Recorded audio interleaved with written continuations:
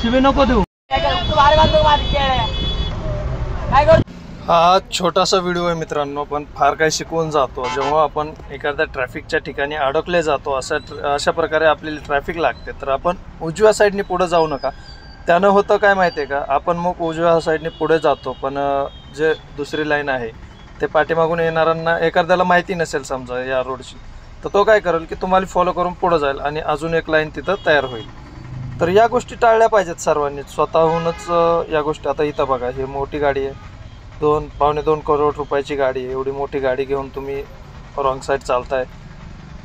देवानं दिलंय तर बऱ्यापैकी खाल्लं पाहिजे, गोरगरिबांना त्रास देऊन असं नाही। आणि पुढं पोलिस पण बघा किती आहेत, तरी देखील त्या गाड्या असं पुढं जातात। तर याला आळा बसला पाहिजे। यानं काय होतं की ट्रॅफिक फार होतं आणि विनाकारण चांगल्या लोकांचा वेळ तिथं वायाला जातो। आता इथं पाहू शकता, आम्ही अडकलो गेलो आहोत।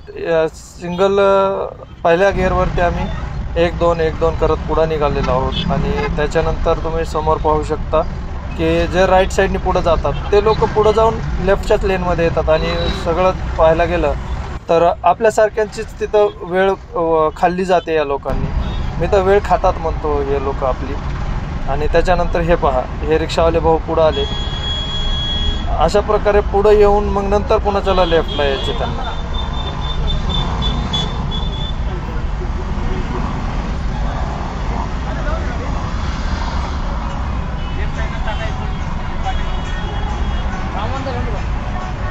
लाईन मध्ये आलाय तू? लाईन मध्ये आलाय?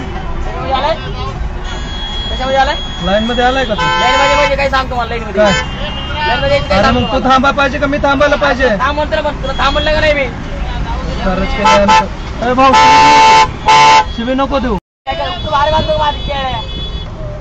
करतो? चांगलंय चांगलंय चांगलंय, घासू दे मग सांगतो मग। आता ये पुढं।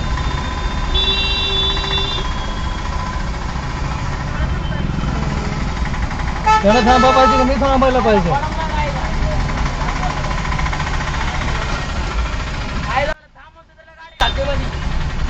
कशाला शिव्या देतोय?